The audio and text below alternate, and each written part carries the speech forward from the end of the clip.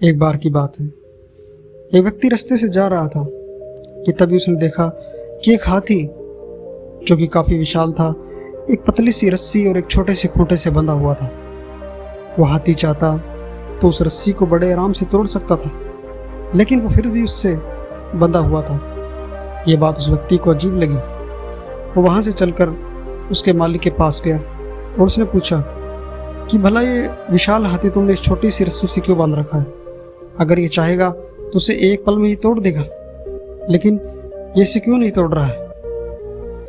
तो उसके मालिक ने कहा कि जब ये हाथी छोटा था तब ये रस्सी भी इसके लिए बहुत थी। इस रस्सी को भी ये तोड़ नहीं पाता था। इसने हजारों बार प्रयास किए, लेकिन वो इस रस्सी को नहीं तोड़ पाया। और उसके बाद इसने मान लिया कि यह रस्सी तोड़ना इसके बस की बात नहीं है, और इसने प्रयत्न करना ही बंद कर दिया। अब ये बहुत विशाल हो गया है, इस रस्सी को बड़े ही आराम से तोड़ सकता है, लेकिन इसके दिमाग में ये बात बैठ गई है कि वो इस रस्सी को नहीं तोड़ सकता, और ये अब प्रयत्न ही नहीं करता।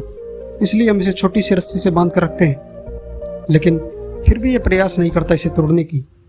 अगर इसे तोड़ने का प्रयास ये करे तो एक ही पल में ये रस्सी टूट जाएगी, हाथी के मालिक ने कहा।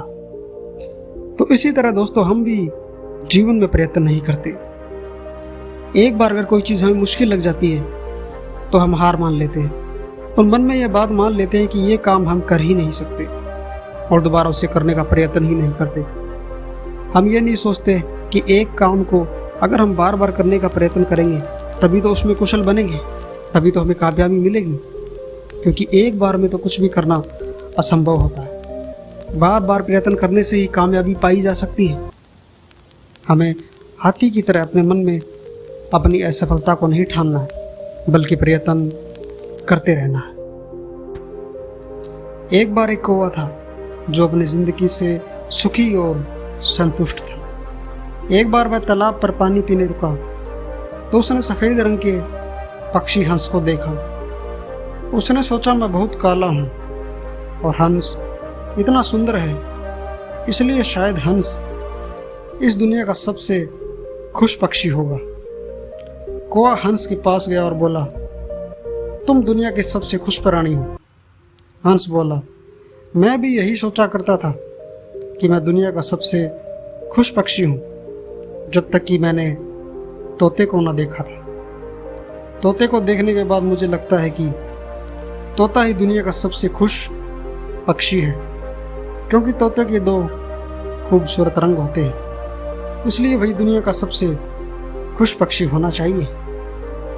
कौवा तोते के पास गया और बोला, तुम ही इस दुनिया के सबसे खुश पक्षी हो तोते।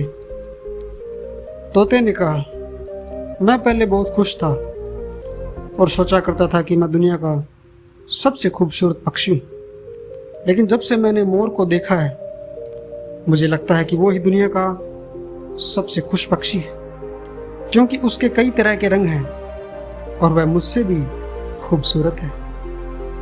कौवा चिड़ियाघर में मोर के पास गया और देखा कि सैकड़ों लोग मोर को देखने के लिए आए हैं। कौवा मोर के पास गया और बोला, तुम दुनिया के सबसे सुंदर पक्षी हो और हजारों लोग तुम्हें देखने के लिए आते हैं, इसलिए तुम ही दुनिया के सबसे खुश पक्षी हो।